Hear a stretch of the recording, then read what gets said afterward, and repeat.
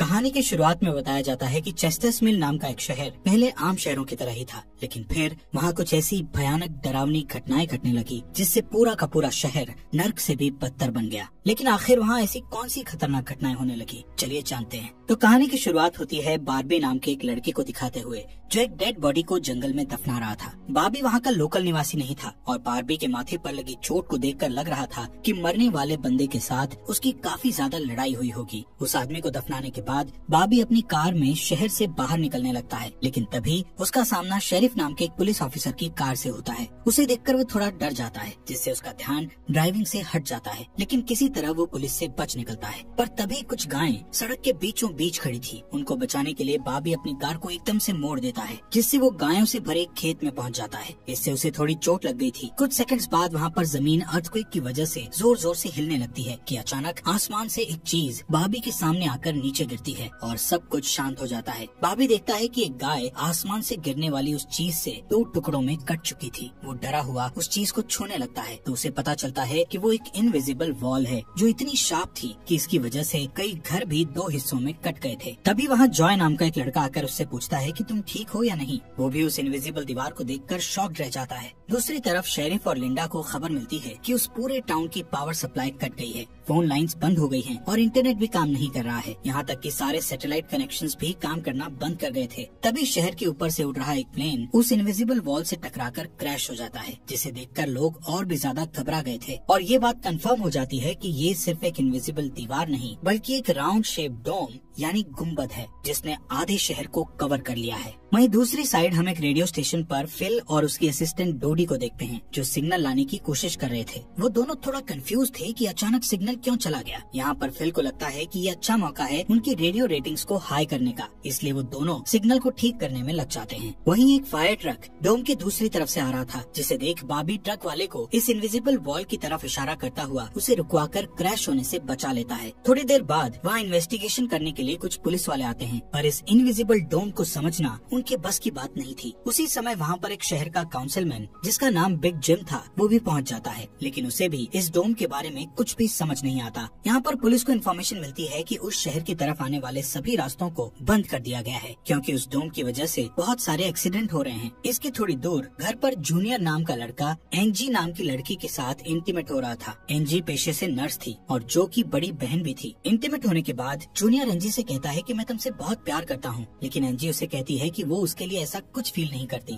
इससे जूनियर का दिल टूट जाता है और उन दोनों में बहस होने लगती है। यहाँ पर उनकी बहस इतनी बढ़ जाती है कि एंजी उसे थप्पड़ मारकर वहाँ से चली जाती है। इसके बाद हम 3 लोगों की फैमिली को देखते हैं, जिसमें मदर कैरोलीन, एलिस और उन दोनों की बेटी नोरी उसी टाउन की तरफ जा रही थी। उन्हें इस बात की खबर नहीं थी कि डोम ने उस टाउन को कवर किया हुआ है। दूसरी तरफ हम जूलिया नाम की एक इन्वेस्टिगेटिव रिपोर्टर को देखते हैं जिसका चेस्टर्स मिल शहर में बहुत नाम था। एक दिन एक औरत उसे एक सीक्रेट खबर देने के लिए कॉल करती है। वो औरत उसे बताती है कि उसने उस वीक चेस्टर्स मिल में प्रोपेन से भरे 6 ट्रक को जाते हुए देखा है और उसके हिसाब से इतनी बड़ी क्वांटिटी में प्रोपेन जैसे फ्यूल का शहर में आना किसी खतरनाक प्लान का हिस्सा हो सकता है। जूलिया उस औरत को इस बारे में इन्वेस्टिगेशन करने का वादा करती है, पर वो अपने काम में ज्यादा बिजी होने के कारण उस पर ध्यान नहीं दे पाती। वहीं बिग जिम रेडियो स्टेशन जाकर इमरजेंसी की अनाउंसमेंट करता है। कैरोलीन जो एलिस और नॉरी के साथ शहर में आ रही थी ये अनाउंसमेंट सुन लेती है, पर उन्हें लगता है कि ये किसी तरह का एडवर्टाइजमेंट है, इसलिए वो इस अनाउंसमेंट पर ध्यान नहीं देती और उनकी कार डोम से टकराते टकराते बचती है क्योंकि उससे पहले दूसरी तरफ से आ रहा एक ट्रक डोम से टकराकर क्रैश हो जाता है, जिसे देखकर वो तुरंत अपनी कार की ब्रेक लगा देती है। इतने बड़े इंसिडेंट को देखकर नॉरी के दौरे पड़ने लगते हैं, जिससे वो बेहोश हो जाती है,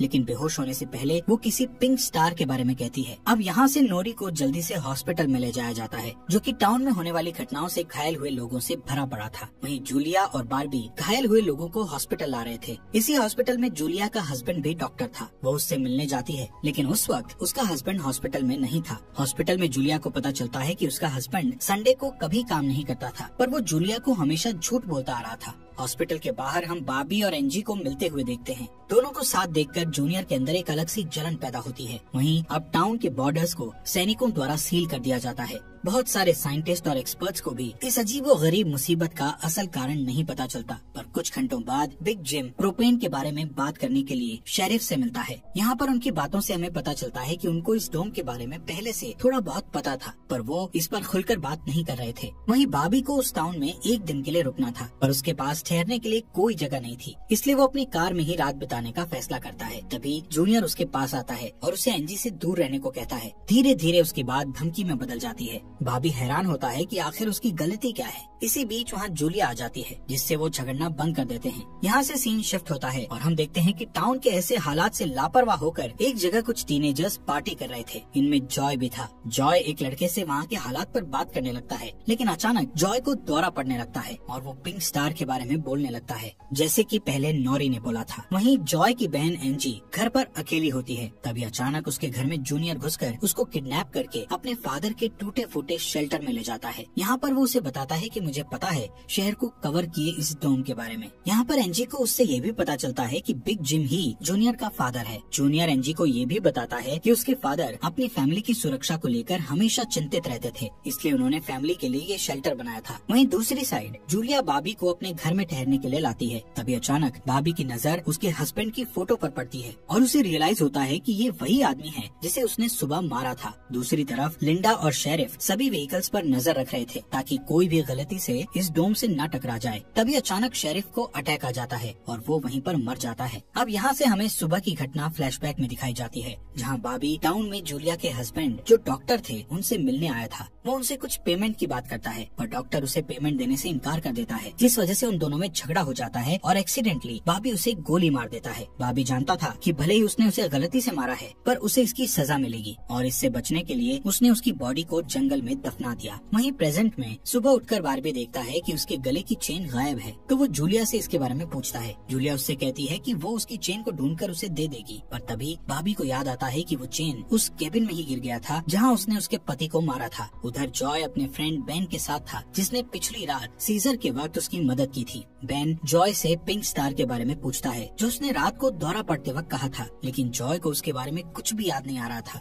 वहीं रेडियो स्टेशन में डोडी एक स्पेशल डिवाइस की मदद से डोम के बाहर वाले लोगों से कांटेक्ट करने में सक्सेसफुल हो जाती है। वो सोल्जर्स को आपस में बात करते हुए सुन सकती थी, पर वो उनसे कुछ नहीं कहती। वहाँ सोल्जर्स भी कंफ्यूज थे कि आखिर ये इनविजिबल वॉल क्या है। दूसरी तरफ बिग जिम रेस्टोरेंट में बैठा ब्रेकफास्ट कर रहा होता है कि लिंडा वहाँ आकर उसे शेरिफ के मरने की खबर सुनाती है, जिससे वो लोग तुरंत बंकर में डेड बॉडीज को दफनाने वाले के पास जाते हैं, जिसका नाम लेस्टर था। उधर एंजी शेल्टर में किसी को मदद के लिए बुलाने की पूरी कोशिश करती है, पर वो कामयाब नहीं होती। तभी जॉय वहाँ आता है और उसे चेन के जरिए बेड से बांध देता है। वहीं बिग जिम लेस्टर को अपने साथ लेकर आता है, जो कि शेरिफ का ही दोस्त था। शेरिफ की मौत से वो बहुत दुखी और परेशान हो जाता है। जब लिंडा उनके आसपास नहीं होती, तब वो और बिग जिम पिछले महीने होने वाले प्रोपेन के इंपोर्ट के बारे में बात करते हैं कि प्रोपेन के इंपोर्ट में उन तीनों का ही हाथ था और उन्होंने टाउन वालों से ये बात छुपाई थी। शेरिफ की मौत से ये कंफर्म हो गया था कि वो उनकी इन्वॉल्वमेंट के बारे में किसी को कुछ नहीं बता पाएगा, जो कि उनके लिए अच्छी खबर भी थी। उसी दिन बाद में लिंडा पुलिस स्टेशन आती है तो देखती है कि बिग जिम शेरिफ के ऑफिस में कुछ ढूंढ रहा है। लिंडा की पूछने पर जिम उसे कहता है कि वो वहाँ शेरिफ की वसीयत के पेपर्स ढूंढ रहा है, लेकिन असल में वो वहाँ प्रोपेन के इंपोर्ट से जुड़े पेपर्स को ढूंढने आया था, जो उसे और लेस्टर को परेशानी में डाल सकते थे। वो तुरंत बाहर आकर शेरिफ को बताता है कि मुझे लगता है वो पेपर शेरिफ के घर में होंगे, जिन्हें लाने के लिए वो लेस्टर को तुरंत उसके घर भेजता है। इसी बीच जूलिया जल्दी से रेडियो स्टेशन पर डोडी के पास जाती है, जहाँ वो देखती है कि वो लोग डिवाइस के जरिए डोम के बाहर खड़े सैनिकों की बातचीत सुन सकते हैं। उनकी बात सुनने पर जूलिया को पता चलता है कि वो लोग जमीन खोदकर डोम को बाहर निकालने की कोशिश कर रहे हैं, पर वो इस काम में कामयाब नहीं हो पा रहे हैं। इसके बाद जूलिया रेडियो के जरिए पूरे टाउन में डोम वाली खबर को फैला देती है, जिससे लोगों में डर पैदा हो जाता है और लोग घबरा जाते हैं। वहीं जॉय और बेन बॉर्डर के पास साइंटिस्ट को अपना काम करते हुए देखते हैं। साइंटिस्ट ये देखते हैं कि डोम के ऊपर पानी का क्या असर होता है, पर उन्हें ज्यादा कुछ समझ नहीं आ रहा था, जिससे वो किसी नतीजे पर नहीं पहुंच पाते। वहीं जॉय देखता है कि ये डोम एक छलनी की तरह है। वो बेन से बताता है कि इस डोम में से बिल्कुल मामूली सा पानी आर पार जा सकता है। दूसरी ओर बारबी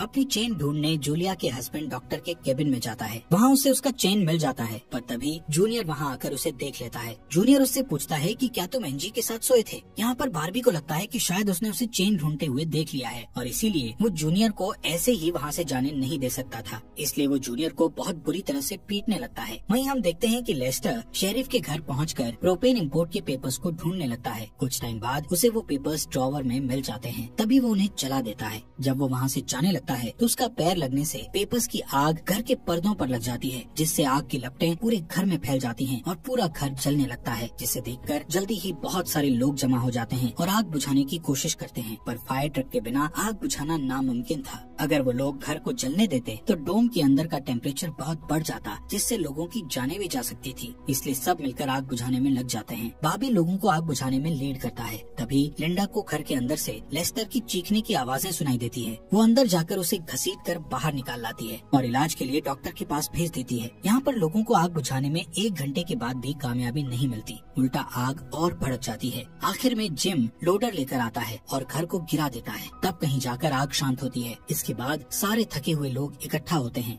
उनमें से पॉल नाम का एक पुलिस वाला फ्रस्ट्रेट होकर कहता है कि हम सभी लोग इस डोम से कभी भी बाहर नहीं निकल पाएंगे, क्योंकि ये डोम आग से जो धुआं निकला है उसे बाहर नहीं निकलने दे रहा। वो कहता है कि हम सभी इस डोम के अंदर ही मरने वाले हैं। इतना कहता हुआ वो हवा में गोली चला देता है, जो कि डोम से टकराकर एक दूसरे पुलिस वाले को लग जाती है और वो तुरंत मर जाता है। यहाँ पर पॉल को अरेस्ट कर लिया जाता है। अंधेरा होने पर जॉय और उसके दोस्त स्केटिंग के लिए जाते हैं। तभी वहाँ पर नोरी जॉय के पास आकर उसे कहती है कि उसे अपना फोन चार्ज करना है। जॉय उसे अपने घर ले जाता है, क्योंकि उसके घर में जनरेटर था, जो कि उस टाउन के गिने चुने घरों में ही था। उधर लिंडा पॉल को जेल लेकर आती है। वहाँ कुछ लोग पुलिस स्टेशन के बाहर प्रोटेस्ट कर रहे थे। असल में वो लोग पुलिस के घटिया सिस्टम का विरोध कर रहे थे। जिम उन सबको ये कहकर शांत करता है कि जरूरत पड़ने पर उन सबकी मदद की जाएगी। लॉकअप में बंद होने के बाद पॉल को हार्ट अटैक आ जाता है, जिससे लिंडा उसकी मदद के लिए दौड़कर अंदर जाती है, लेकिन तभी उसे पता चलता है कि पॉल सिर्फ अटैक आने की एक्टिंग कर रहा था। इसी मौके का फायदा उठाकर पॉल उसे धकेलकर उसे लॉकअप में बंद करके वहाँ से भाग जाता है। इधर बंकर में जूनियर फिर से एनजी के पास जाता है। एनजी समझ चुकी थी कि अगर उसे यहाँ से निकलना है तो उसे जूनियर को झूठे जाल में फंसाना पड़ेगा, इसीलिए वो उससे अपने बचपन की यादें साझा करती है, जब वो दोनों एक बंद टनल में जाया करते थे, और कहती है कि हो सकता है डोम का टनल पर कोई असर नहीं हुआ हो, तो वो लोग बाहर जा सकते हैं। यहाँ पर एनजी सोचती है कि अब वो उसके प्यार के जाल में फंस गया है तो शायद वो उसे छोड़ दे, लेकिन ऐसा कुछ नहीं होता। जूनियर अकेले ही उस टनल में जाने का प्लान बनाता है। वहीं जिम जब पुलिस स्टेशन में आता है तो पॉल की जगह लिंडा को लॉकअप में बंद देखता है। वो तुरंत उसे लॉकअप से बाहर निकालता है। उन्हें पता चलता है कि पॉल अपने साथ एक राइफल और कुछ गोलियां लेकर गया है। लिंडा तुरंत उसकी तलाश में जंगल की ओर निकल जाती है, क्योंकि उसे पता था कि पॉल अक्सर शिकार करने जंगल की तरफ जाया करता था। वहीं जिम पॉल को पकड़ने के लिए एक टीम तैयार करता है। उधर रेस्टोरेंट में बैठी कैरोलीन को नॉरी की फिक्र हो रही थी, क्योंकि वो पिछली रात अपनी दोनों मदर्स को बिना बताए जॉय के घर रुक गई थी। वहीं जिम